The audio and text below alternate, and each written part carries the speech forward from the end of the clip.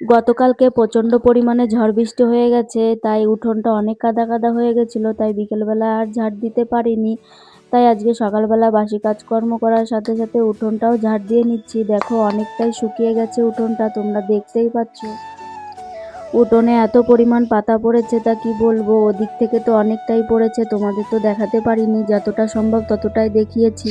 আর ঘরের সামনে অনেকটাই খোলা বারান্দা, তাই খোলা বারান্দা যেহেতু ঝড় বৃষ্টি হলে পরে অনেকটাই নোংরা হয়ে যায়, তাই আমি সেই জায়গাটাও ভালো করে জল দিয়ে মুছে নিচ্ছি। আর এদিকে দেখো আমার ছেলে অনেকক্ষণ আগেই উঠে পড়েছে, ওই যে ও টুলের ওপর বসে আছে। এখন কিন্তু অনেকটাই সকাল হয়ে গেছে, এখন বাজছে 6টার মতন। আর আমার বাসি কাজকর্ম প্রায় সারা হয়ে গেছে, ঘরে চলে এসেছি।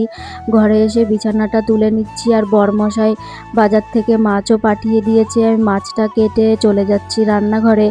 কালকে রাতের বেলায় পরোটা বানিয়েছিলাম, তাই সেই পরোটা দুটো রয়ে গেছিলো, সেই পরোটাই আমি ডিম দিয়ে ভেজে নিচ্ছি। শ্বশুরমশাই কোথার থেকে পানি তাল এনে